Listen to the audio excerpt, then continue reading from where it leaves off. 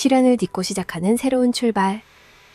안녕하세요. 저는 서울에 사는 40대 직장인 지은입니다. 얼마 전 긴 항암 치료를 마치고 새로운 삶을 시작하게 되었습니다. 병원 복도에서 항암 주사를 맞던 그 시간들이 아직도 생생하게 떠오릅니다. 그때 저는 언제 끝날지 모를 치료와 부작용으로 인한 극심한 피로, 그리고 막연한 불안감에 휩싸여 있던 사람이었습니다. 수많은 밤을 눈물과 함께 보내면서 마음 한쪽에는 나는 다시 예전의 나로 돌아갈 수 있을까? 라는 두려움이 자리 잡고 있었습니다. 치료가 끝나고 집으로 돌아온 첫날, 온 세상이 달라 보였습니다. 집안 구석구석 묵은 먼지를 닦고 창문을 활짝 열었더니 서늘한 바람과 함께 새로운 공기가 쏟아져 들어왔습니다. 나를 둘러싸고 있던 어둡고 답답한 분위기가 조금씩 걷히는 것만 같았어요. 거울을 보면 항암 치료로 머리카락이 많이 빠지고 체중도 줄어든 모습이 여전히 낯설었지만 그조차도 내 인생의 한 과정임을 받아들이게 되었습니다.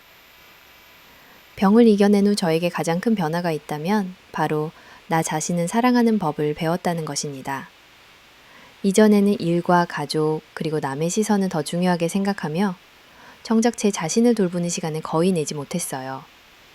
하지만 삶의 끝자락에 다녀온 후에는 오늘 하루를 소중하게 여기는 것이 얼마나 중요한지 뼈저리게 느꼈습니다. 하루하루 아침을 맞이하는 것이 은혜임을 알게 되었고 평범했던 일상도 더 이상 당연하지 않다는 사실에 감사하는 마음이 깊어졌습니다. 건강을 되찾기 위해 저는 작은 습관부터 바꿔나가기 시작했습니다. 매일 새벽에는 집 근처 한강공원을 산책하며 맑은 공기와 따스한 햇살을 온몸으로 느꼈어요. 병원에서 권유한 식습관을 실천하고 직접 요리를 해보면서 새로운 재미도 찾았습니다. 몸을 움직일수록 마음이 가벼워지고 예전에는 미처 몰랐던 자연의 소중함과 계절의 변화를 느낄 수 있게 되었습니다. 또한 아픈 시간을 통해 가족, 친구, 그리고 저를 응원해준 동료들의 존재가 얼마나 큰 힘이 되는지 알게 되었습니다. 혼자서는 버틸 수 없던 어둠 속에서 작은 응원의 한마디와 미소가 얼마나 큰 빛이 되는지 경험하게 되었죠. 그래서 이제는 주위 사람들과의 소중한 인연을 더 아끼고 함께 있는 시간에 더 의미를 두게 되었습니다. 시간을 딛고 새롭게 시작하는 지금, 과거의 저와는 분명히 달라졌다고 느낍니다. 예전에는 행복을 멀리에서 찾으려고 했지만 이제는 내 안의 작은 변화, 평범한 웃음, 건강한 몸과 마음에서부터 행복이 시작된다는 걸 압니다. 아플 때의 고통과 외로움을 딛고 얻은 이 마음가짐은 앞으로 어떤 도전이 찾아오더라도 흔들리지 않는 저만의 뿌리가 되어줄 것 같습니다.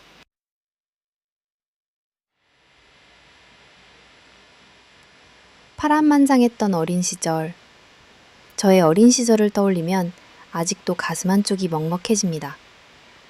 저는 아주 어릴 때 부모님이 이혼하시고 엄마와 단둘이 살아왔습니다.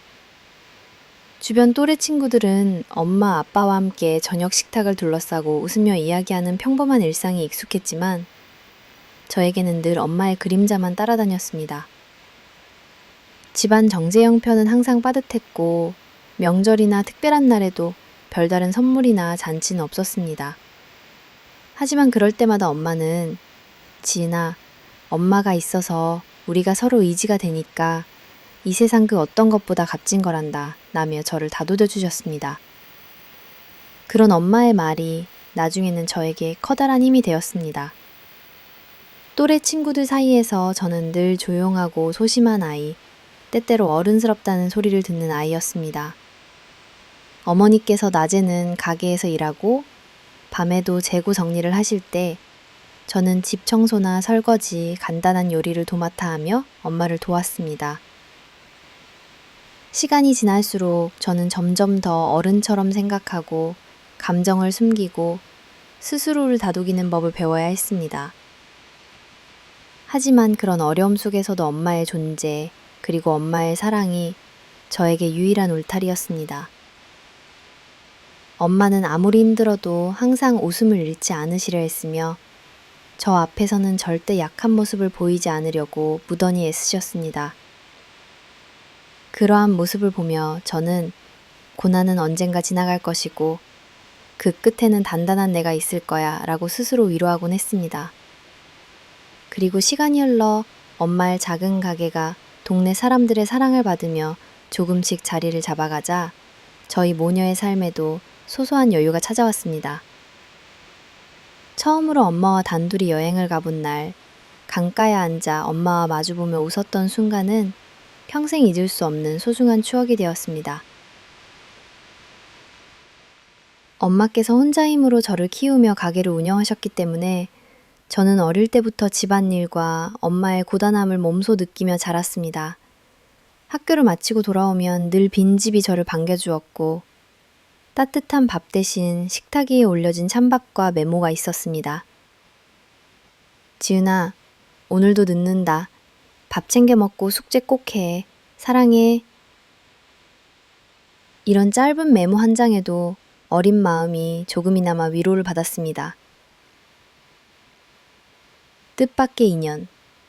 고단한 일상 속에서도 특별한 인연은 늘 예기치 못한 순간에 찾아오는 법입니다. 저와 남편 성민의 만남 또한 그랬습니다. 모든 것이 평범해 보였던 어느 해의 여름, 저희 엄마와 성민의 어머니 강 여사님의 인연이 시작되었습니다. 그 이후로 두 어머니는 서로를 삶의 동반자처럼 여겼고 종종 서로의 가게를 오가며 진심 어린 응원과 격려를 아끼지 않으셨습니다. 장사가 어려운 시기에는 서로 위로하며 작은 간식거리도 나누고 아플 땐 약을 챙겨주는 따뜻한 이웃이 되어주셨죠. 두 분 모두 100마디 말보다 시선 한 번, 웃음 한 번에서 더 많은 위로와 힘을 얻을 수 있다는 사실을 알던 분들이었습니다. 이렇게 두 집안의 거리가 자연스럽게 가까워진 뒤로 명절이나 특별한 날에는 양쪽 가족이 함께 모여 식사를 나누곤 했습니다. 저는 처음엔 어색하고 조심스러웠지만 강 여사님과 그 자녀 성민, 그리고 그의 여동생과 조금씩 마음의 문을 열어갔습니다. 그러던 어느 날, 봄비가 추적추적 내리던 토요일, 두 가족이 함께 싱싱한 재료로 전을 부쳐 나누어 먹는 자리가 있었습니다. 장난스럽게 밀가루를 뿌리던 가운데 성민이 저에게 슬쩍 미소를 지으며 지은 씨도 이런 자리 좋아하세요? 라고 말을 건넸습니다. 그 평범한 한마디가 평소엔 마음의 벽을 치곤 했던 저에게 작은 설렘과 함께 새로운 감정을 심어주었습니다. 두 사람의 관계가 조금씩 변화하는 사이 두 어머니도 이 변화를 응원해 주셨습니다. 부모가 맺어준 사이라 더 든든한 것 같다. 힘들 땐 서로 기댈 곳이 있어서 다행이다. 라는 말씀을 해주셨죠. 새로운 인연이 누군가의 간섭이나 억지로 이루어진 것이 아니라 잔잔하게 자라난 신뢰와 우정, 그리고 진심에서 비롯됐다는 점에서 참으로 소중했습니다. 처음에는 남과 남이었던 두 가족이 점점 서로의 힘이 되어주며 하나의 공동체처럼 변해가는 모습을 보면서 저는 인연이란 정말 소중하고 신비로운 힘이 있다는 걸 느꼈습니다. 그날의 따뜻한 전과 부드럽게 내리던 봄비, 그리고 그 속에서 새롭게 싹튼 설렘은 지금까지도 저에게 특별한 추억으로 남아 있습니다. 저희 엄마는 새벽부터 밤 늦게까지 옷가게를 운영하셨고 강 여사님은 근처에서 작은 꽃집을 꾸리고 있었습니다. 두 분 모두 한 동네에서 오랫동안 장사를 하시면서 손님으로, 이웃으로 잠시 짧은 인사를 나누다가 어느 날 거래처 회식 자리에서 우연히 깊은 대화를 나누게 되셨습니다. 사소한 이야기로 시작된 대화는 자연스럽게 혼자 아이를 키우고 이어졌고 서로의 진심을 털어놓는 소중한 계기가 되었습니다. 싹트기 시작한 사랑. 서로의 가족이 가까워지고 자연스럽게 어울리는 시간이 잦아지면서 성민과 나 사이에도 작은 변화들이 생기기 시작했다. 이전까지는 단순히 엄마의 지인 아들이었지만 특별한 계기 없이도 내 마음이 서서히 그를 향하고 있다는 걸 조금씩 느끼게 되었다. 어느 날엔 동네 벚꽃길을 걷다가 우연히 마주쳤다. 평소보다 차분한 그날의 성민은 내게 커피 한 잔을 건넨 뒤 벚꽃잎이 흩날리는 모습을 한참 바라보다 조심스럽게 이야기를 꺼냈다. 성민 역시 자신이 동생을 돌보며 겪는 책임감, 어릴 때 아버지를 잃은 후 느꼈던 세상에 대한 불안감 등을 솔직하게 털어놨다. 그와 함께 있을 때면 우리는 누구보다도 자연스럽고 편안하게 마음을 나눌 수 있었다. 날씨 좋은 날엔 함께 한강을 걷거나 소박한 밭집에 들어가 식사를 하면서 서로의 취향을 알아가기도 했다. 마음이 앞서가면 혹시 관계가 어색해질까 걱정하는 내 모습에 성민은 조용히 곁을 지켜주었다. 억지로 다가오거나 마음을 재촉하지 않고 묵묵히 내 이야기를 들어주는 그에게 점점 신뢰와 호감을 느끼게 되었다. 그날 이후 우리 사이에는 미묘하지만 설레는 긴장감이 감돌았다. 갑자기 심장이 두근거리고 작은 눈길에도 얼굴이 빨개지곤 했다. 어릴 때는 경험해보지 못했던 순수한 사랑의 감정이 첫눈처럼 가슴에 내려앉았다. 쓰디쓴 고생과 외로움의 시간, 꾹꾹 눌러두었던 감정과 기대가 이제는 조심스럽게 피어나고 있었다. 서로의 상처와 꿈을 나누면서 우리는 점점 더 가까워졌다. 성민은 볼 때마다 차분하면서도 배려심이 깊었다. 말수가 많진 않았지만 그가 건네는 짧은 인사와 따스한 미소는 묘하게 마음을 편하게 해줬다. 한 번은 가족 모임 뒤처리를 함께하던 중 설거지하고 있던 나에게 조용히 다가와 힘들죠? 조금만 더 힘내요. 오늘 음식 정말 맛있었어요. 라고 속삭여 주었다. 그 사소한 말 한마디에 붉어진 내 얼굴을 감추려 괜스레 고개를 돌렸던 기억이 있다. 아무리 담담하려 해도 그의 작은 배려와 따뜻한 눈빛이 자꾸만 마음을 흔들었다. 차린 않고군 했던 결혼 생활의 시간들, 성민과의 연애가 자연스럽게 깊어지면서 어느샌가 우리는 결혼이라는 새로운 시작선 앞에 서게 되었다. 두 집안의 따뜻한 축복 속에 우리는 손수 뜨개질한 방석 등을 챙겨주셨다. 작은 집이지만 두 사람의 꿈과 가족의 배려가 가득 담긴 공간이 만들어졌다. 결혼 생활의 첫날 밤, 우리는 불을 끄고 조용히 누워 창밖의 도시의 불빛을 바라보았다. 아무도 없는 거실에 두 사람이 마주 앉아 차를 마시며 나눈 대화들은 어릴 적부터 품고 있던 소박한 환상보다 훨씬 따뜻하고 진실하게 느껴졌다. 성민은 종종 회사에서 늦게 퇴근했지만 피곤한 기색보다 오늘도 수고했어 라는 짧은 말과 손길로 나를 안심시켜 주었다.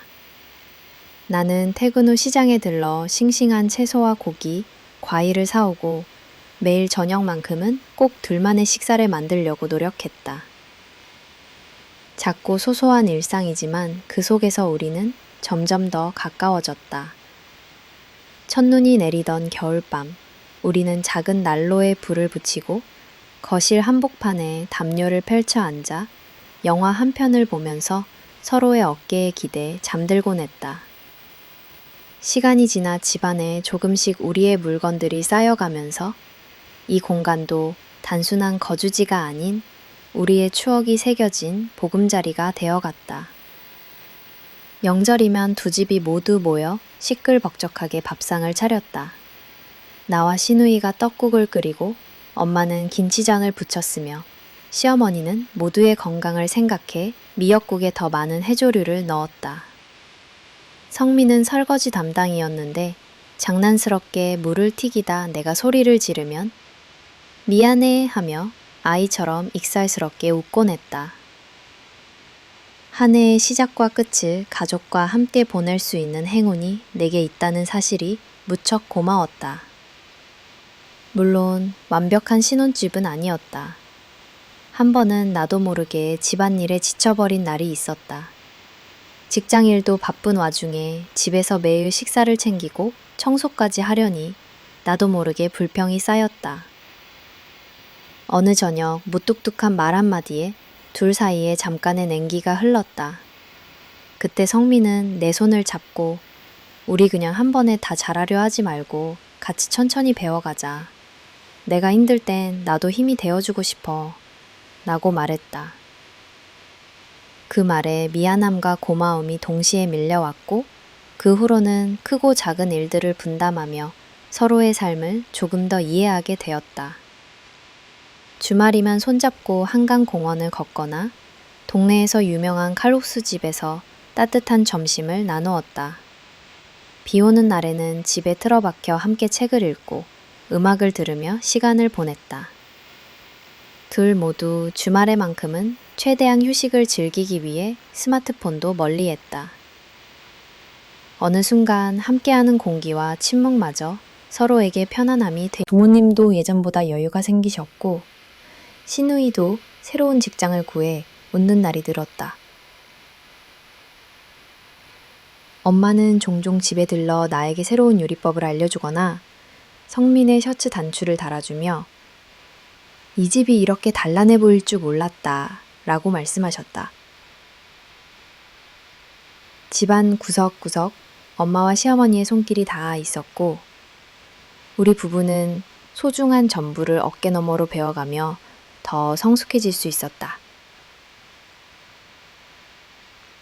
시간이 조금씩 쌓이면서 우리의 결혼 생활에도 각자의 작은 변화들이 찾아왔다. 예를 들어 결혼 초에는 저녁 식사 후 TV를 보는 시간이 전부였다면 시간 지나고 나서는 서로가 꿈꾸던 취미에도 도전하며 더 풍요로운 일상을 누리기 시작했다. 나는 독서 모임에 들어가 주중에 새로운 친구들도 사귀었고 성민은 자전거 동호회에서 활력 있는 삶을 찾았다. 서로의 취미와 관심사를 응원해주며 때로는 각자의 공간도 존중했다. 서운한 일이 생기면 우리는 따로 일기장이나 메모지에 마음을 적어 서로에게 전했다. 즉각적으로 말로 풀기 어려운 일이 있어도 글로 마음을 전하면 오히려 더 큰 이해와 위로를 얻을 수 있었다. 봄이면 집 앞 진달래가 만개하고 우리는 새벽 공기를 함께 맞으며 출근하기도 했다. 여름엔 함께 야시장에 가서 분식과 전을 먹으며 손을 잡았고 가을엔 낙엽이 수북한 공원에서 산책하며 서로의 팔짱을 꼈다. 겨울이 오면 커다란 이불 안에 둘이 몸을 맞대고 귤을 까먹으며 내년엔 더 행복하자는 약속을 하곤 했다. 이처럼 계절이 바뀔 때마다 함께 쌓인 기억들은 바쁘게 돌아가는 인생 속에서도 서로를 잊지 않고 짚어갈 수 있는 따뜻한 길잡이가 되었다. 또한 결혼한 후 나는 직장에서 여러 번의 승진 기회도 맞았다. 그럴 때마다 집에서는 성민이 항상 격려해 주었고 주말엔 소소한 축하 파티를 열어주었다. 특별한 날에는 서로에게 짧은 편지와 손수 만든 작은 선물을 주고받으며 바쁜 일정 속에서도 사랑의 표현을 아끼지 않았다. 한편 결혼 생활이 길어질수록 가족이라는 의미도 점차 달라졌다.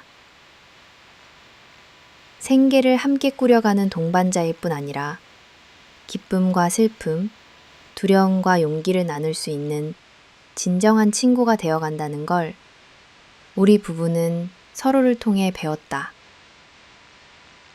때때로 아이에 대한 생각도 나누었지만 성급하게 결론을 내리기보다는 서로의 상황과 장보기에 손을 꼭 붙잡은 두 사람의 그림자. 잘 구워진 토스트와 달달한 커피향. 이런 것들이 바로 우리의 결혼 생활을 더욱 특별하게 만들어준 원동력이었다. 언젠가 성민이 출근길에 내 손을 꼭 잡고 지금도 충분히 행복하지만 앞으로 더 행복해지자 라고 한 말이 나의 가슴에 오래도록 남아있다. 우리는 분명 대단한 부자도 아니고 남들처럼 특별한 여행을 매년 떠나는 커플도 아니었다. 하지만 언제나 서로를 아끼고 솔직한 마음을 나누며 삶의 작은 순간들을 진심으로 축복했다. 이처럼 평온한 결혼 생활은 서로의 부족함을 감싸고 함께 배우고 성장하며 크고 작은 갈등을 씨앗 삼아 더 단단한 유대를 쌓아가는 시간이다. 때로는 삶의 고비가 찾아오기도 했지만 늘 서로의 손을 놓지 않고 소중한 오늘을 사랑하려는 노력이 우리를 더욱 특별하게 만들었다.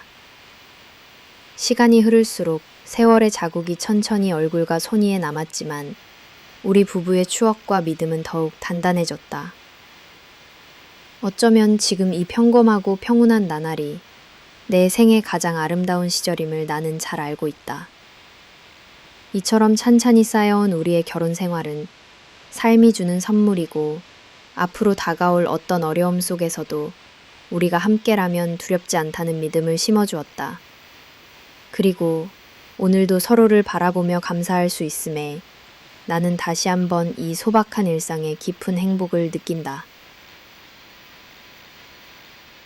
항공경이 제기를 도운 시간.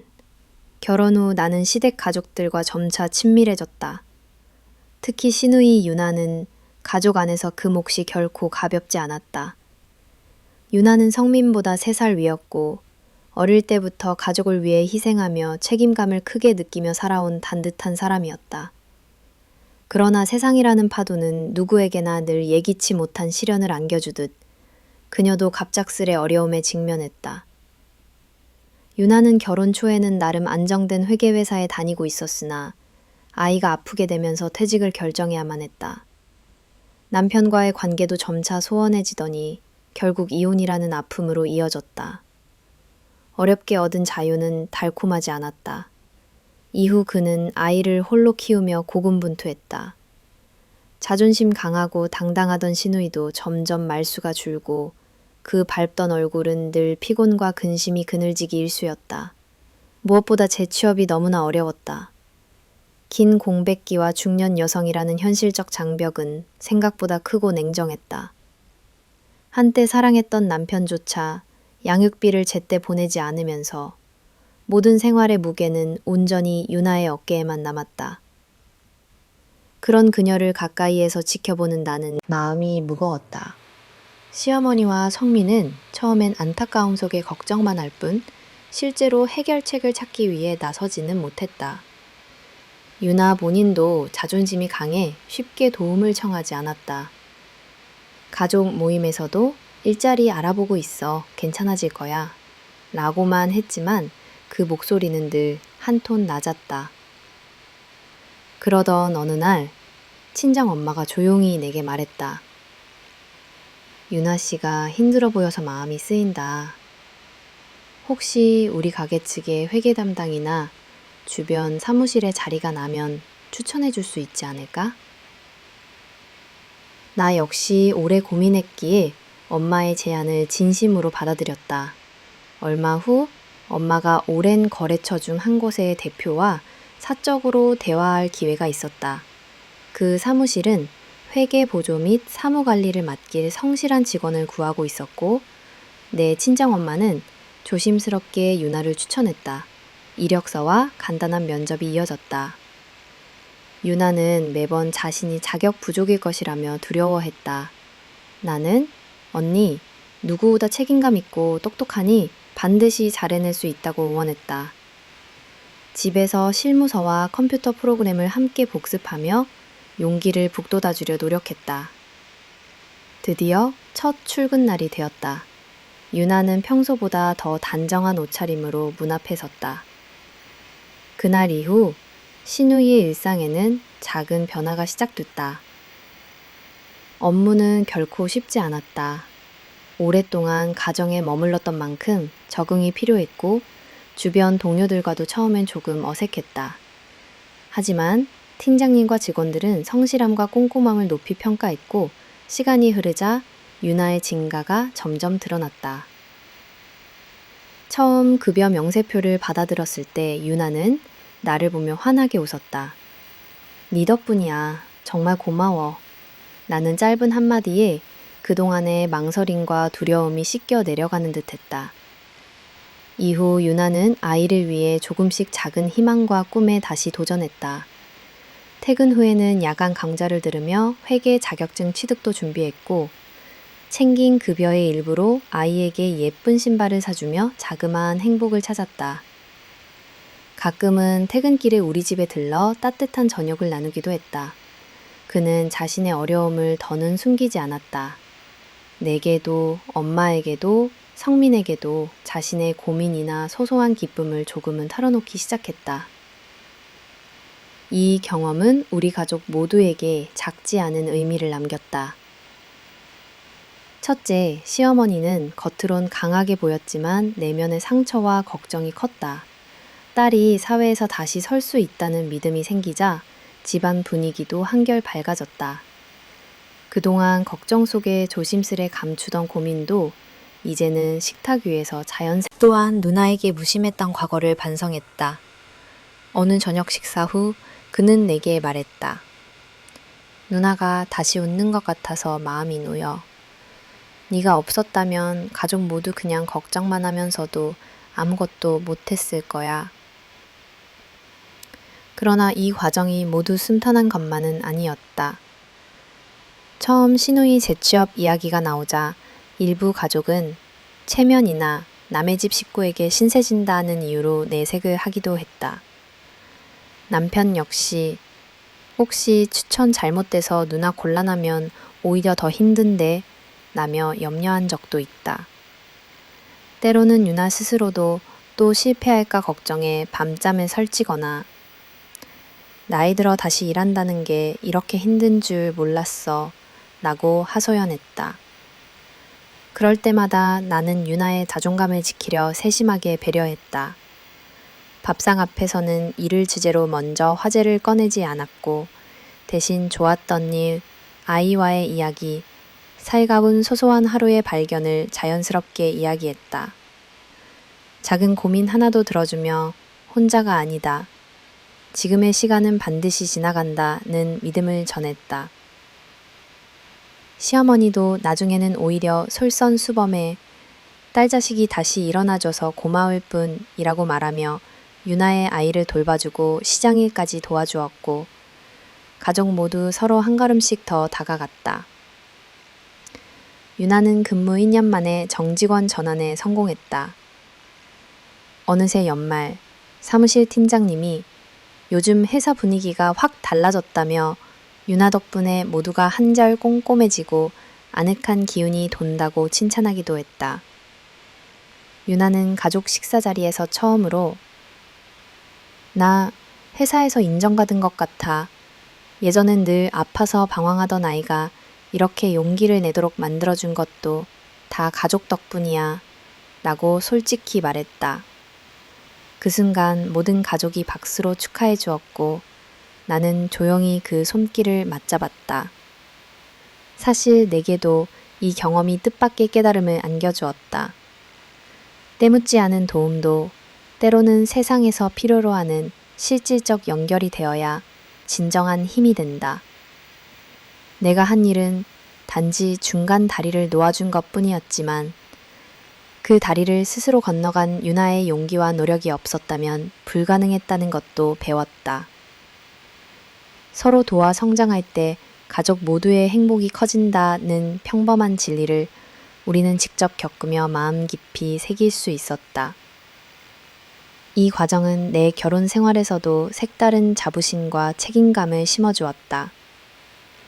그전까진 며느리와 시누이의 거리감, 막연한 어색함이 늘 남아있었다. 그러나 위기를 넘어서고 서로 의지하며 얻은 신뢰는 이제 가족 누구의 어려움도 숨김없이 관계로 바꿔주었다. 지금 유나는 과거의 자신보다 훨씬 단단해진 어른이자 아들과 가족 모두에게 본이 되는 존재가 되었다.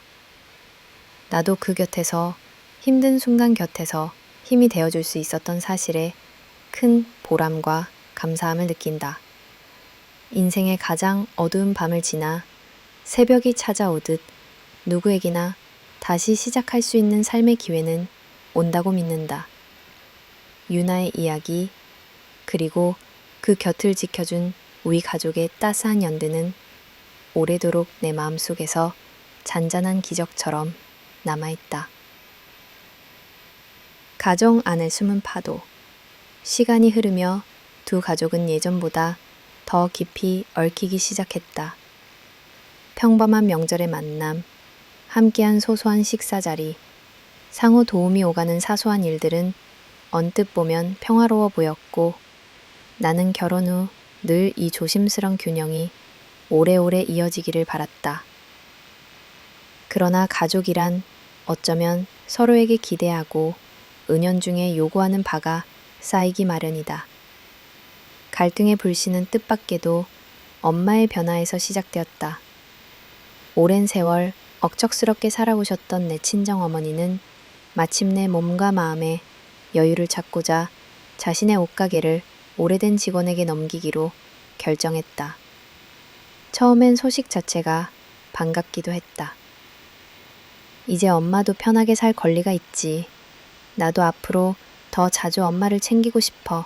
나는 확신이 마음에 자리했다. 하지만 시댁의 반응은 달랐다.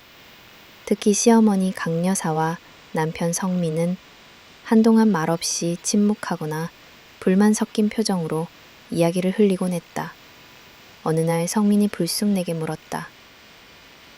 근데 엄마 옷가게를 왜 남한테 넘기셨어? 차라리 우리 형제나 아니면 우리 자식 세대한테 넘기는 게 맞았던 거 아니야? 나는 당황했다. 굳이 우리가 의무로 물려받을 일은 아니잖아. 우리 둘 다 그 방면의 경험도 전혀 없고, 엄마는 내가 더 자유롭고 자기 인생을 살길 바라셔. 성민은 이해하려고 애쓰는 듯 하다가 도리어 서운한 표정으로 얼굴을 돌렸다. 이후로 시댁 쪽에서는 조금씩 예전 같지 않은 태도를 보이기 시작했다. 사소한 이야기도 예전 같으면 바로 상의했을 텐데 라며 삐딱하게 받아들이고, 식구들끼리 모임이 있을 때면 은근히 내게 존중보다는 거리를 두는 모습이 느껴졌다. 특히 시어머니는 딸이 부모가 일군 터전을 남이나 다름없는 직원에게 넘긴다며 아쉬움과 분노를 번갈아 표현했다. 나와 엄마의 결정에 대해 이해하지 못한다는 듯 때로는 우리 집안 체면이 이런 식으로 떨어져도 되는 거냐며 뾰족하게 말했다. 이전엔 느껴본 적 없는 낯선 소외감, 내가 이 집안의 사람이 맞는가 하는 혼란에 휩싸였다. 가족회의 자리에서 시어머니는 돌연 앞으로 집안일, 행사, 명절 모든 너희가 앞장서서 도맡아야 한다. 그 정도 책임감도 없이 어떻게 가족이라 할 수 있겠니? 라고 말했다. 나는 마음이 복잡해졌다. 지금껏 충분히 노력해왔다고 생각했지만 언제나 며느리라는 이름 앞에서는 무한한 희생과 헌신만 요구당하는 기분이었다. 성민조차 주저하다가도 시어머니의 의견에 맞장구를 치면서 내 입장은 점점 더 외톨이가 되었다. 또 하나 힘든 부분은 자녀 문제였다. 나는 결혼 내내 집안의 경제를 함께 책임졌고 일과 가정을 최대한 조화시키려 애썼지만 시댁은 점점 더 노골적으로 언제 아이를 가질 거냐, 며느리로서 역할을 다하고 있느냐는 질문을 던졌다. 내가 야근이나 외근으로 피곤한 나머지 집안일에 소홀할 때면 우리 집 와서 이렇게 대접받는 며느리도 없다 는 쓴소리들이 들리기 시작했다. 실상 남편도 직장인이었으나 오로지 내게만 이런 부담이 집중되는 현실이 고통스러웠다. 나는 점점 침묵하게 되었고 집안에서 힘든 감정을 솔직히 드러내기조차 두려워졌다. 가장 아팠던 순간은 단 한 번의 작은 실수, 명절날 시장 장보기를 깜빡했던 사건이었다. 그날 시어머니는 아무리 바빠도 며느리 자리는 장바구니로 시작해서 장바구니로 끝난다 내 노력을 한순간에 무너뜨리는 말을 던졌다. 성민은 중간에서 갈등을 조율하기보다는 되려 내게 차라리 엄마 생각도 조금 이해해보라고 했다. 집안일은 눈에 보이지 않게 쌓여갔고 무거운 마음은 결국 내 자신이 무가치하다는 감정으로 이어졌다. 나는 어느새 새벽마다 불면에 시달렸고 출근길에 오르며 항상 나는 잘하고 있는 걸까? 자문했다. 친정엄마와 통화할 때면 일부러 밝은 척했지만 집에 돌아오면 거의 울음을 참지 못하는 밤도 늘어났다. 주말임에도 혼자 집안을 치우며 남편과의 거리감이 하나둘씩 멀어지는 느낌이 커졌다. 어느 순간부터 성민은 내 퇴근 후 기분이나 고민을 물어주지 않았고 겨우 오늘 뭐 먹을 거야? 나는 단답으로 대화를 끝내기 일쑤였다. 나는 고립감을 느꼈다. 시댁에서의 역할, 친정과의 거리, 남편과의 소통 모두가 갈등의 소용돌이였다. 가족 안의 숨은 파도가 나를 덮쳐올 때 나는 불안과 외로움, 분노와 슬픔이 뒤섞인 복잡한 감정 안에 갇혀버렸다. 한때는 서로를 의지하던 가족들이었지만 언제부턴가 서로의 기대와 오해, 미련이 꼬리에 꼬리를 물고 갈등으로 변했다. 정체성과 꿈, 내 행복의 기준이 무엇인지까지 흔들리기 시작했다. 그러던 와중에 남편은 내게 그래도 네가 양보해야 가족이 굴러가지 않겠어? 라며 반복적으로 말했다. 나는 이제 더는 같은 공간에 있어도 마음이 편치 않았고 작은 사소한 일에도 눈물이 나왔다. 주변 친구들에게 하소연하려 해도 그래도 네 시댁은 좋은 칸 아니냐는 소리를 들어야 했다. 어느 순간부터 마음속에서는 이대로 계속 참고만 살아야 할까? 정말 내가 원하는 삶은 뭘까? 라는 질문이 떠올랐다. 더는 참지 않겠다는 다짐 끝에 나는 가족 모두가 모인 자리에서 솔직히 내 감정을 내비치기 시작했다. 저도 제 인생이 있고 엄마가 자기 걸음을 선택한 건 그분 인생이었다. 며느리로서 노력했지만 저 역시 누군가의 딸이고 한 사람의 아내로 행복할 자격이 있다. 그 순간 모두 놀랐고 성민은 당황한 듯 침묵했다. 하지만 내 말에는 그동안 눌러왔던 서운함과 상실감, 그리고 다시 내 삶을 되찾고 싶은 갈망이 진하게 배어 있었다. 나는 엄마에게 더 자주 연락하며 스스로의 감정과 건강을 우선하게 되었다. 혼자 산책을 하거나 좋아하던 그림을 그리고 가까운 도서관에 다니며 마음을 다독이는 일을 시작했다. 비록 가족 내의 갈등은 쉽게 풀리지 않았지만 나는 내 인생의 주인공임을, 그리고 한 번뿐인 삶은 결국 나 자신을 지키는 용기에서 출발한다는 것을 배웠다. 이처럼 가족 안의 숨은 파도는 결코 겉으로 드러나지 않는다. 그러나 한 번 휘몰아치면 모든 평온했던 일상까지 뒤흔든다. 나는 더 이상 누군가의 기대대로만 사는 사람이 아니라 사랑과 배려, 그리고 나 자신을 소중히 여기는 주체적인 존재임을 잊지 않게 되었다. 모든 갈등의 저편에서 진짜 가족의 의미, 그리고 진짜 사랑이 무엇인지 새롭게 생각하게 된 시간이었다. 갈등의 폭발, 가족 사이에 숨어있던 모순과 오해는 끝내 견딜 수 없는 지점에 도달하고야 말았다. 지난 시간 동안 참아왔던 서운함과 억눌림, 이해받지 못했다는 상실감은 어느덧 마음속에 깊이 쌓여 커다란 짐으로 남았다. 한때 훈훈했던 식탁의 풍경마저 갈수록 어색한 정적만이 감돌았고 작은 말 한마디에도 서로의 시선이 날카로워졌다. 분노와 좌절은 아주 사소한 일상에서 시작됐다.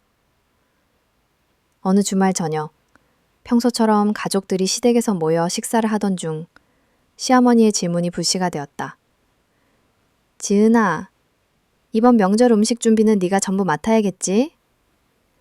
잠시 머뭇거리는 내게 성민과 시누이 모두 무심하게 그럼 아와하지 당연하지 라는 눈빛을 보냈다.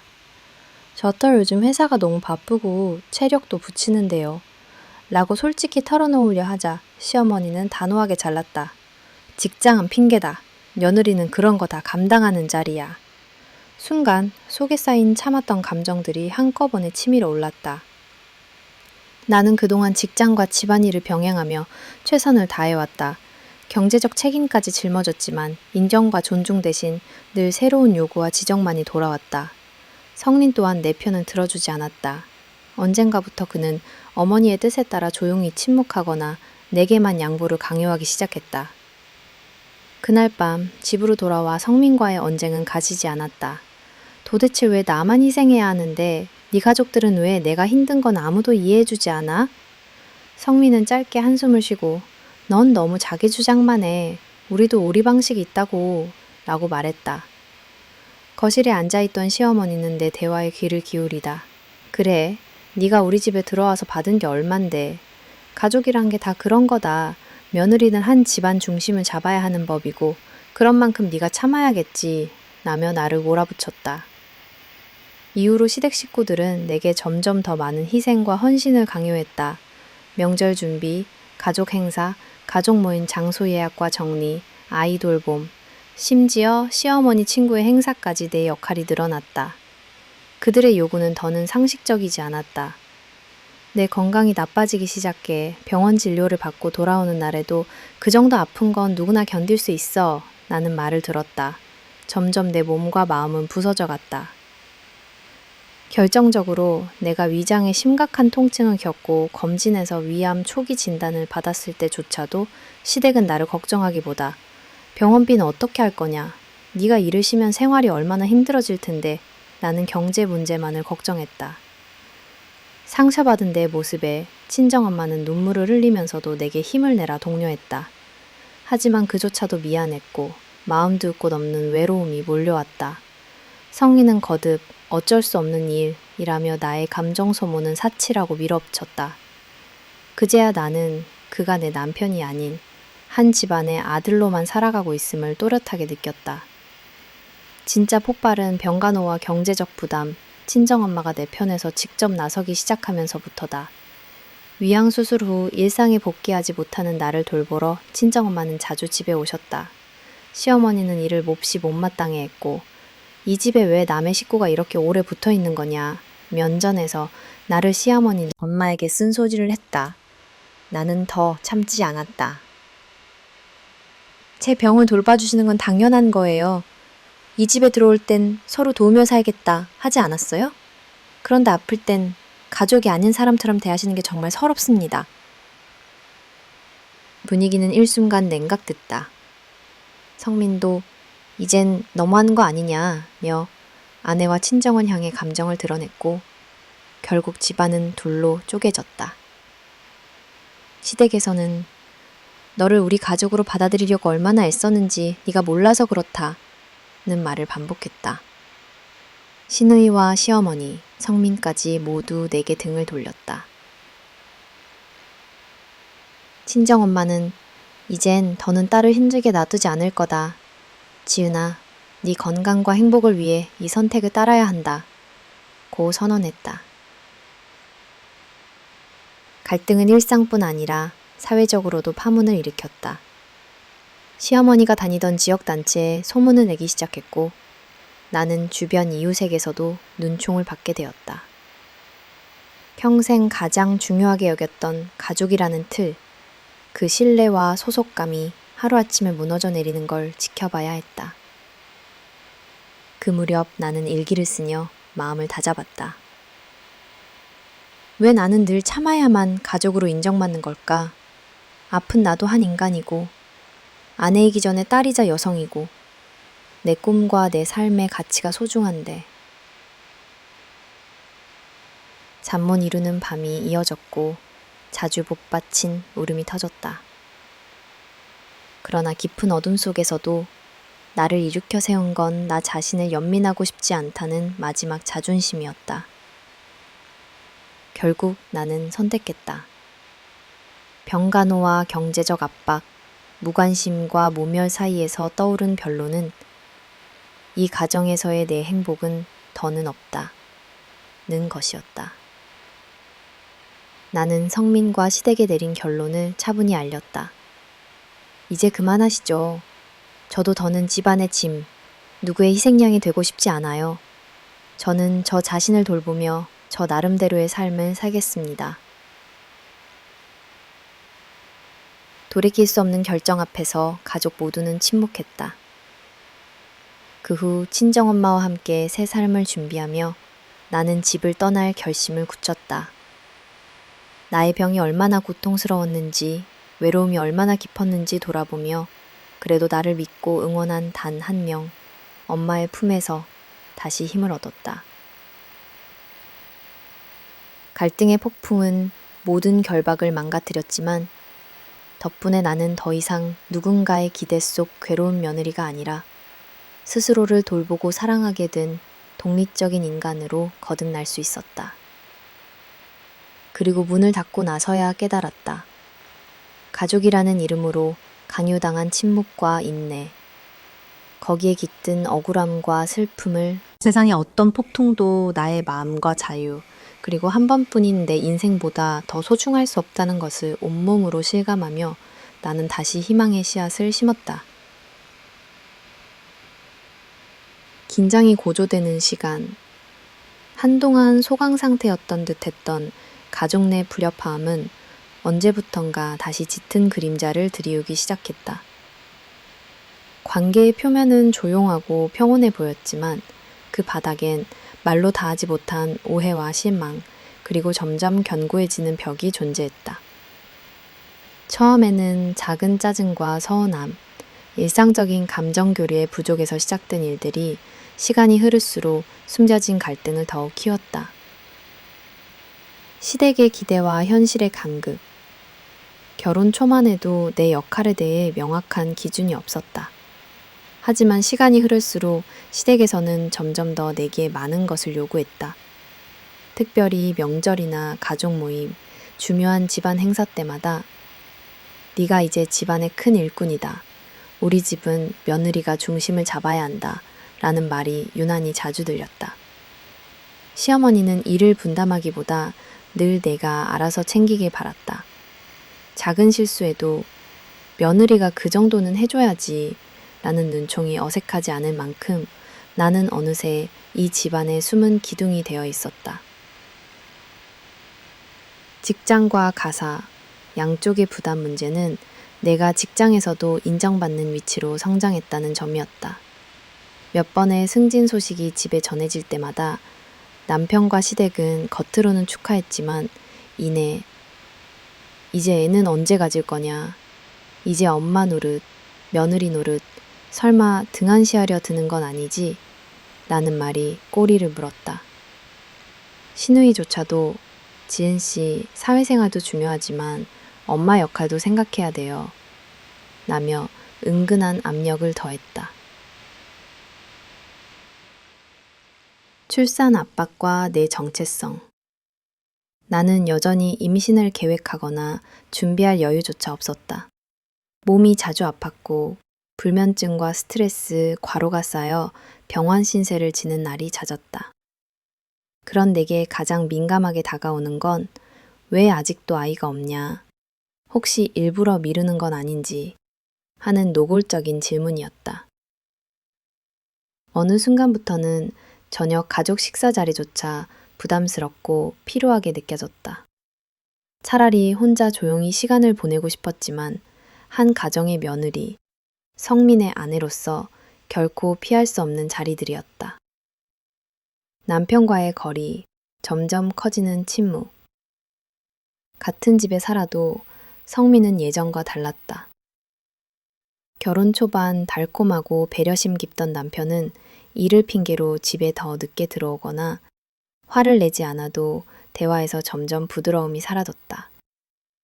내 고민을 솔직하게 털어놓으려 해도 대화를 피했다. 나는 점점 혼자가 된 기분에 사로잡혔다. 직장에서도 집에서도 완벽함을 강요받는 느낌.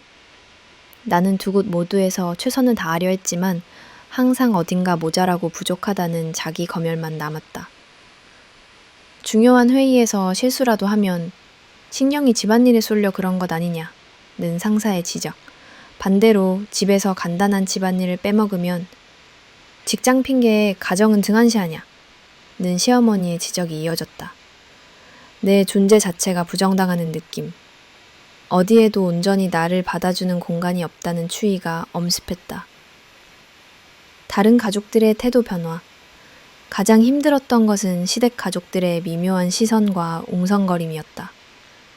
예전엔 속 이야기를 털어놓았던 시누이도 점점 결혼과 육아, 경제 문제로 엇갈리기 시작하자 우리 집은 원래 이런 게 전통이라며 담을 쌓았다.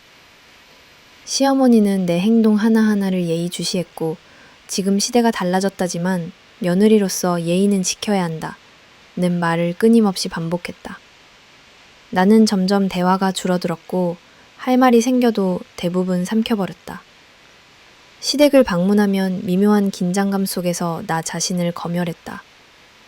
경제적 책임과 신뢰의 금, 한때는 가족의 경제를 함께 책임지고 있다는 자부심도 있었다. 하지만 시댁이 내 소득에 의존하면서도 정작 중요한 순간엔 내 선택이나 의견은 존중받지 못했다. 집안의 크고 작은 결정에서 내 목소리는 갈수록 작아졌고 심지어 친정 쪽 일에는 우리 집안 사람이 아니다 라는 식의 암시까지 들려왔다. 나는 점점 주눅이 들었고 자존감은 바닥을 쳤다. 정체성의 위기와 내면의 붕괴. 결혼 전에는 스스로 솔직함을 자랑스러워했다. 하지만 시댁살이 5년이 흐르자 어느새 나는 타인의 기대에 맞춰 표정을 바꾸고 불리한 질문에는 애써 웃으며 체념하는 사람이 되어 있었다. 힘이 들 때마다 친정엄마에게 속상한 마음을 토로하려 해도 내 시어머니에 비하면 그래도 많이 배려하시는 분이니 참아라. 직장이 있으니 마음을 크게 먹어라. 라는 똑같은 말만 돌아왔다. 세상에 내 편이 아무도 없다는 섬뜩함이 온몸을 타고 퍼졌다. 신체적, 정신적 건강의 붕괴. 밤마다 불면증에 시달렸고 심장이 두근거리고 식은땀을 흘리는 날이 많아졌다. 병원에서는 스트레스성 위염과 경미한 공황 증상을 진단했다. 정말 아무도 나를 진심으로 안아주는 사람이 없을까?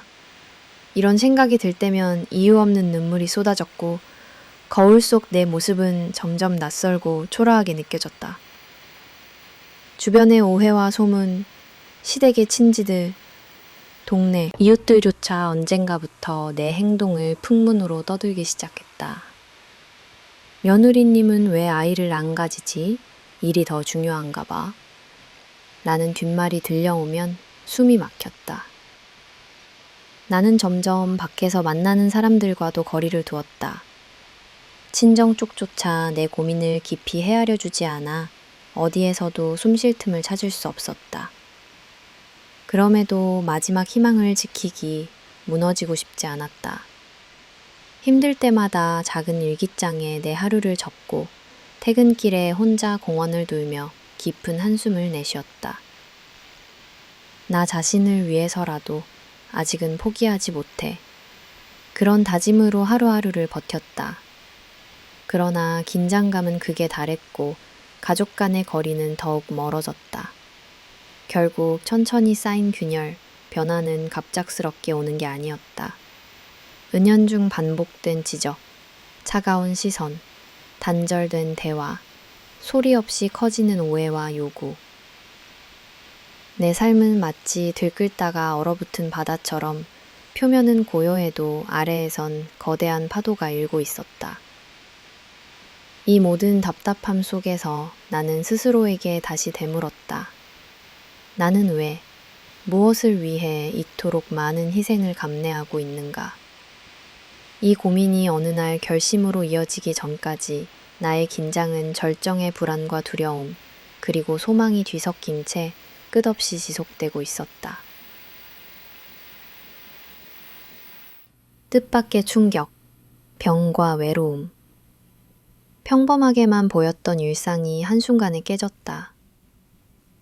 여느 때처럼 숨가쁘게 직장과 집을 오가던 어느 날부터 나는 몸이 이상하게 무거워짐을 느꼈다. 기운 없이 반복되는 소화불량, 이유 없는 피로, 밤마다 찾아오는 숨막히는 통증. 처음엔 스트레스와 과로 때문이려니 여기며 대수롭게 넘겼다. 그러나 증상은 나날이 심해졌다. 아침마다 속이 메스꺼웠고 자잘한 어지럼증도 잦았다. 음식을 제대로 삼키기도 힘들어졌다. 걱정스러운 마음에 결국 병원을 찾았다.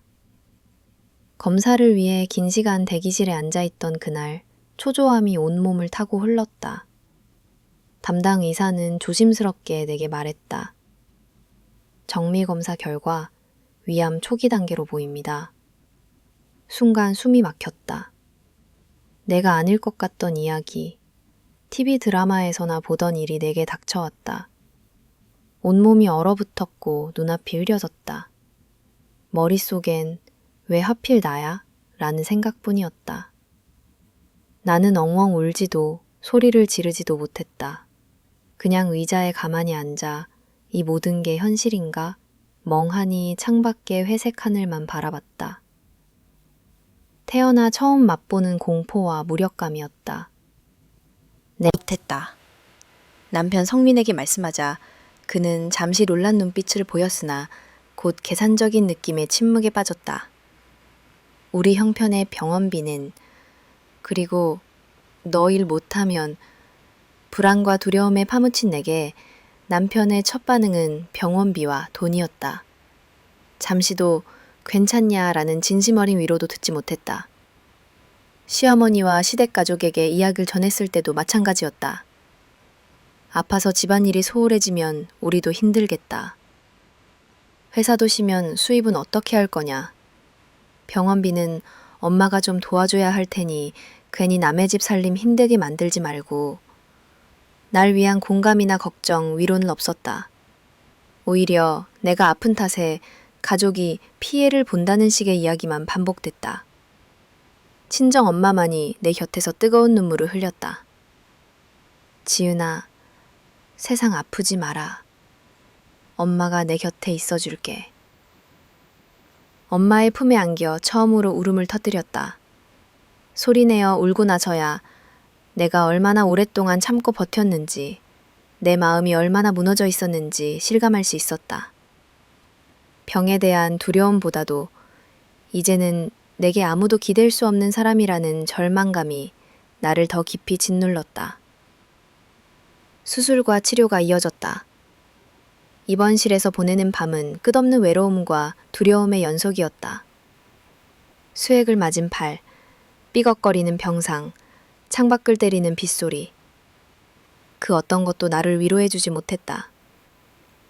간간히 성민이 병문안을 왔으나 그는 늘 핸드폰만을 만지작거렸다. 내 손을 잡아주지도 않고 속마음을 묻지도 않았다. 병원비 카드 결제 날인데 요새 집에 돈 들어갈 때가 많아서 그는 오롯이 경제적 부담을 이야기할 뿐이었다. 시어머니는 간호도커녕 병원에 잠깐 들을 때마다 언제 태어날 수 있니? 곧 명절인데 네가 없으면 준비는 누가 하지? 빨리 나와서 집안일 챙겨야지. 시간이 갈수록 나에 대한 시댁의 불만은 더 깊어졌다. 나는 더 이상 가족의 일원이 아니라 단지 잠시 짐이 된 존재로 전락한 듯했다.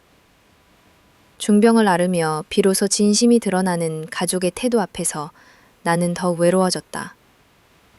생명의 위기를 앞에 두고도 위로받지 못하는 자신이 원망스러웠고, 내가 정말 이 집에서, 이 가족 속에서 행복할 수 있었던 적이 있었나.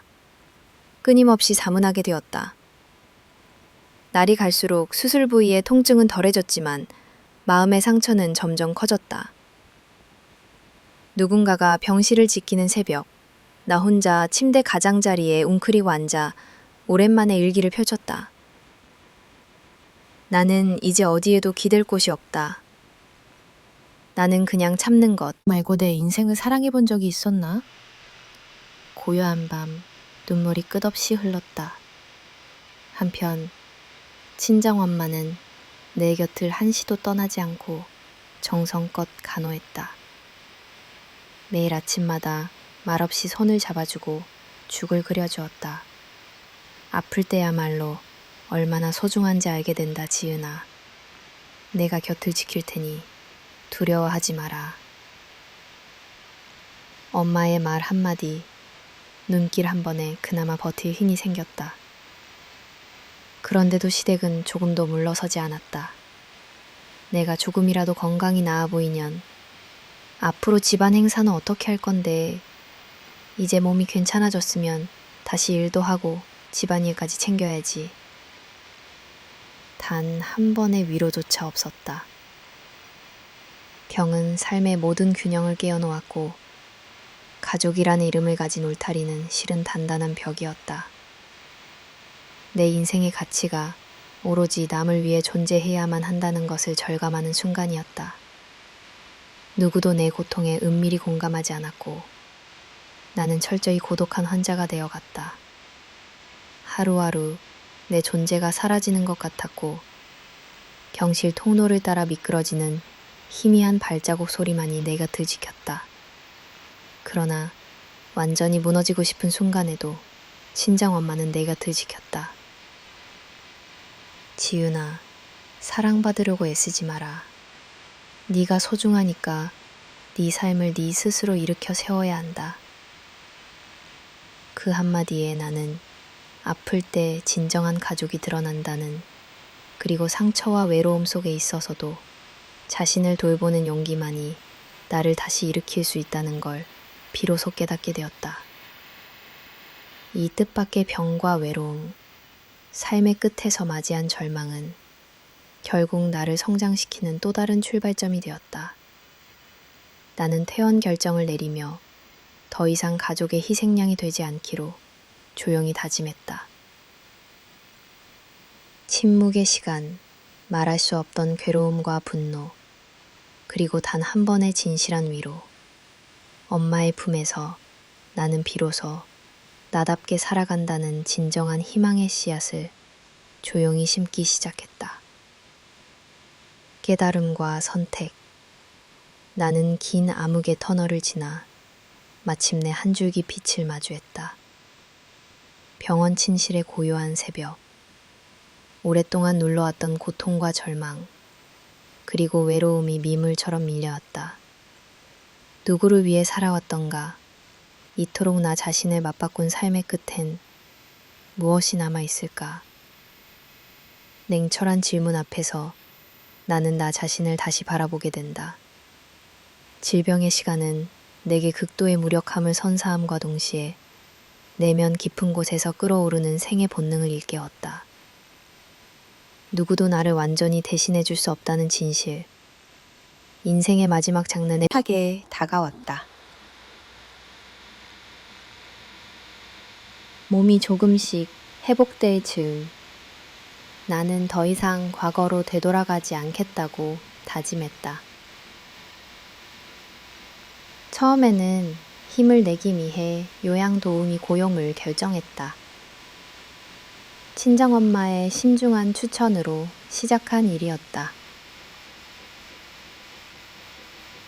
요양도우미 김씨는 말수가 적었지만 환자와 가족을 잘 살피는 사람이었다. 나는 도우미의 도움을 받으며 조금씩 몸을 추슬렀고 혼자서는 엄두가 나지 않던 일상적 동작들, 식사, 샤워, 짧은 산책 등 또 다시 시도할 수 있었다. 하지만 뜻밖에도 시어머니는 돈을 들여 도우미를 부른 사실에 대해 대놓고 못마땅한 표정을 지었다. 집에 네 엄마도 자주 오면서 뭘 또 남까지 붙이냐. 처가 쪽까지 출입하니까 네가 자꾸 버릇이 없어지는 거다. 시어머니는 도우미가 설거지를 할 때마다 곁에서 감시하는 듯이 머물렀고 때때로 그 사람이 나의 상태를 친정에 몰래 보고하지 않을까 경계했다. 얼마 후 도우미 김 씨는 나지막히 털어놓았다. 솔직히 말씀드리자면 어머님, 친정엄마이 가끔 전화로 딸이 혹시 시댁에서 무시당하거나 학대받지 않느냐고 물으셨습니다. 걱정 마시라고 계속 말씀드렸어요. 나는 멍한 기분이 들었다. 내 삶이 누군가의 시선과 의심의 대상이 되어야 하는 현실, 그리고 어떤 위로도 받지 못한 채 가족 사이에서 이방인이 된 기분이었다. 그 무렵 친정엄마는 차분하지만 결연한 태도로 말했다. 지은아, 너 이대로 여기 더 있으면 엄마가 망가질 것 같다. 이젠 네 엄마이기 전에 너 자신을 먼저 챙길 때다. 시댁의 상황, 남편의 형식적 태도, 병중에 받는 크고 작은 상처. 아무리 참아도 변하지 않는 게 있다는 걸 이제는 받아들여야 하지 않겠니? 엄마는 직접적으로 경제적 지원을 끊겠다고 시댁에 통보했고, 시어머니와 남편은 겉으로 통명스럽게 구는 것을 넘어서 노골적으로 나의 자립을 방해하려 들었다. 시어머니는 네 친정에서 우리 가게 납품 끄는 것 때문에 요즘 얼마나 힘든지 아니? 하며 도움도 미움도 아닌 독특한 원망을 늘어놓았다. 그 과정에서 나는 어느 순간 또렷이 깨달았다. 내 안 깊이 새기기 시작했다. 지은 씨, 이제 마음 정하신 것 같네요. 도우미 김 씨의 마지막 말은 조용했지만 힘이 있었다. 병원이 주고받는 환자의 표정과 분위기를 그 누구보다 잘 알기 때문일 것이다. 그녀가 떠나던 날 나는 정중하게 감사를 표했다. 마침내 선택의 시간이 다가왔다. 나는 소리내어 엄마에게 말했다. 엄마, 나 엄마랑 살래. 이번에는 진짜 내 인생 내 손으로 살아보고 싶어. 시댁 식구 누구도, 심지어 남편도 내가 진짜 원하는 게 뭔지 물어보지 않았어. 이젠 내가 내 마음을 우선할 거야. 엄마는 나를 조용히 안아주었다. 이후 나는 남편에게도 직접 이야기했다. 이제 그만해요. 나 더는 이 집에서 희생하고 싶지 않아요. 병든 나를 짐처럼 여기고 내 고통을 네 가족의 손실로만 받아들이던 당신, 이제는 내가 무너질 차례가 아니라 단호하게 나를 보호해야 할 시기예요. 남편은 한동안 대꾸하지 못했고 오히려 내가 뭐 크게 잘못했냐고 되물었다. 나는 미소 지으며 대답했다. 그래, 당신은 늘 정해진 규칙을 따랐고 그걸 넘어선 적 없지. 하지만 나는 지금 내 규칙을 만들 거야. 이혼을 결심하게 된 마지막 순간 나는 주저하지 않았다. 병과 투병 과정에서 모아둔 모든 메모, 녹음 파일, 남편과 시어머니의 냉혹한 말들, 시댁의 경제적 압박과 고립의 흔적을 들고 법원에 제출했다. 법적 판결은 내게 위자료와 분할재산, 부양비, 그리고 집의 일부 소유권을 부여했다. 시댁은 친정에서 받은 도움까지 잃고 가족 사업에도 큰 타격을 입었다. 나의 선택은 결코 쉬운 일이 아니었지만 한없이 가벼워지는 몸과 마음이 그 자체로 해답이었다. 나는 다시 새벽 산책을 나서고 도시의 작은 서점에서 조용히 책을 읽으며 처음으로 나를 위한 미래를 차분히 상상하기 시작했다. 아픔은 언젠가 끝이 온다. 하지만 그 끝자락에서 다시 시작할 용기가 없는 이에게 인생은 두 번의 기회를 주지 않는다. 이제는 나를 사랑하는 용기로 다시 한 발 내딛는다. 나는 지금 비로소 내 인생의 주인공이 됐다. 그리고 누가 뭐라 해도 내가 선택한 길 위에서 뿌리 내리고 숨 쉬며 나답게 살아가기로 마음먹었다. 끝맺음과 새로운 시작. 이혼 절차가 공식적으로 마무리되고 나의 이름 앞에서 아내, 며느리라는 수식어가 사라진 날 밤, 나는 낯선 해방감을 느꼈다. 가족의 보호도, 누군가 안목에 드는 며느리나 아내의 역할도 없이 오롯이 나 자신만으로 살아야 하는 삶. 그 막막함 앞에서 나는 다시 한번 스스로의 발밑을 단단히 살펴보아야 했다. 변화는 겉보기에는 조용히, 그러나 삶의 구석구석을 송두리째 흔드는 방식으로 찾아왔다. 먼저 집이 달라졌다. 나는 엄마와 작은 오피스텔에 함께 지내게 되었다. 이미 중년을 훌쩍 남긴 엄마와 마주 앉아 조용히 아침 식탁을 차릴 때마다 앞으로는 서로에게 상처가 되지 않도록 더 진심으로 대하자는 말을 나눴다. 엄마는 나의 손목을 조용히 잡아주며 세상에서 네 편이 딱 한 명만 남아도 괜찮다. 그게 엄마라면 이미 족한 거야. 라고 말했다. 그 한마디가 내 삶에 흔들리는 나침반을 다시 맞추어 주었다. 가장 먼저 바뀐 것은 내 시간의 사용법이었다. 이혼 후 처음 한 달은 무기력과 불안 속에 갇혀 지냈다.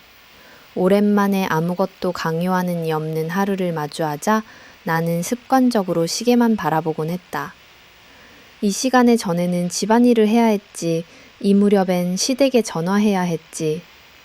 이 처리되지 않은 의무들은 오랫동안 나를 옥죄던 사슬이었다. 하지만 점차 그 의무의 시간이 비어버린 자리에 나를 위한 작은 습관들이 스며들었다. 매일 아침 집 근처 공원을 천천히 산책했다. 바람에 스치는 나무잎, 햇살의 결, 새벽 공기에 젖은 흙냄새. 이런 사소한 경험들이 내 마음을 조금씩 말랑하게 풀어주었다. 내가 아파 누워있는 동안 무심히 흘러가던 계절의 변화도 이제는 온몸으로 느끼며 맞이할 수 있게 되었다. 새로운 인간관계도 조용히 시작되었다. 오래전 끊겼던 대학 동기들과의 연락을 다시 이어가고 동네 작은 독서 모임이나 그림 교실에 참여하기 시작했다. 타인의 시선, 신분, 가정 배경 등 아무런 조건 없이 마주할 수 있는 사람들과의 대화는 오랜 시간 미처 깨닫지 못했던 내 속에 숨겨진 모습을 하나둘 꺼내주었다. 우습게도 가장 아프고 힘들었던 이야기를 꺼낼 때일수록 내 앞에 마주 앉은 타인도 자신만의 조용한 상처를 내밀었다. 그 속에서 우리는 서로의 아픔을 인정하고, 그래, 우리는 다들 저마다의 인생을 온몸으로 걷고 있구나. 나는 깨달음으로 소홀해진 자기 자신을 다독였다. 내 몸도 조금씩 변화했다. 긴 투병 기간의 흔적이 남아 있었지만 스스로를 위해 식단을 챙기고 무리를 하지 않는 선에서 가벼운 운동을 했다. 체력이 돌아오자 마음의 여유가 더해졌다. 하루에 한 번 거울 앞에 서서 열심히 살았고 오늘도 잘했다 는 말을 스스로에게 건네는 연습도 했다. 병원에 정기적으로 검진을 받고 의사 선생님의 격려와 엄마의 미소를 볼 때마다 아직 내 삶이 남아있다는 것만으로도 감사하다는 마음이 깊어졌다. 경제적 독립 또한 중요한 변화였다. 더는 누구에게 기대지 않고 나만의 수입을 위해 사무직 아르바이트와 원고 교정, 그림 강좌 등 다양한 시도를 했다. 언젠가 썼던 이별의 일기와 병상에서의 기록들을 모아 짧은 산문으로 엮어 작지만 지역교회나 시민 강좌에서 낭독하는 기회도 주어졌다. 내 이야기를 들은 누군가는 고개를 끄덕이며 당신의 시간 속에서 내 상처도 조금은 아물 것 같다 는 인사를 건네왔다. 고단했던 지난날이 누군가의 삶에 작은 위로가 된다는 점에서 나는 새로운 가치와 자존감을 찾을 수 있었다. 주변의 시선과 사회적 편견은 여전히 쉽지 않았다. 일부 친척들은 너무 성급했다. 그래도 참고 살지. 라는 말을 하기도 했다. 동네 어른들은 세상에 완벽한 집안이 어디 있니? 혼자 사는 게 더 힘들다. 는 충고를 내뱉곤 했다. 처음에는 이런 말에 마음이 무겁고 한밤중 눈물이 쏟아지기도 했다.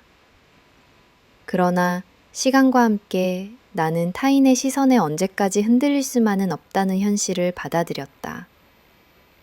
어차피 남의 인생은 아무도 대신 사라지지 않는다. 이 문장 하나가 밤마다 내 마음을 어루만졌다. 엄마와의 관계는 더욱 깊고 단단해졌다. 어린 시절 곁이 너무 좁아 이해하지 못했던 엄마의 사랑과 책임감, 그리고 약탐을 이제는 또 다른 여인의 시선으로 읽을 수 있었다. 엄마는 가끔씩 내 손을 잡고 딸이 이렇게 살아있는 것만으로도 엄마는 이미 충분히 행복하다고 말했다. 그럴 때마다 나는 엄마, 인생의 끝에 다시 돌아가도 나는 또다시 엄마의 딸이고 싶어 라고 속삭였다. 이제 나는 다시 사랑도 믿을 수 있다는 용기로 하루를 시작한다. 누군가를 만나는 일이 두렵지 않고 누군가에게 내 약함을 드러내는 것이 슬프지 않다. 아직은 완벽히 홀로 서지 못했지만 작은 깨달음 하나하나가 내 안에 새로운 뿌리로 자리 잡고 있음을 느낀다. 살면서 한 번쯤 모든 것을 잃는다고 해도 그 속에서 진짜 나를 다시 만날 수 있다면 그것으로 충분하다. 나는 오늘도 이 말을 스스로에게 다짐한다. 아침 햇살 아래 커피 한 잔을 들고 무심코 창밖을 보고 있노라면 내가 살아왔던 날과 앞으로 살아갈 모든 날은 내 메모들, 엄마가 써준 손편지, 내가 직접 그린 엉성한 그림 하나까지 모두가 다시금 흐르는 시간의 소중한 기록이자 나만의 생애 증표가 되었다. 이제 내 인생의 주인공은 바로 나다. 나는 더 이상 누군가의 판단, 누군가의 요구, 누군가의 기준 속에서 내 행복과 존재를 재단하지 않는다. 온전히 내 호흡과 걸음 위에서 웃고 때론 눈물 흘리면서 나답게 살아가는 하루하루를 소중히 포개며 그렇게 조심스럽게 그러나 단단하게 다시 한번 인생의 길을 시작한다.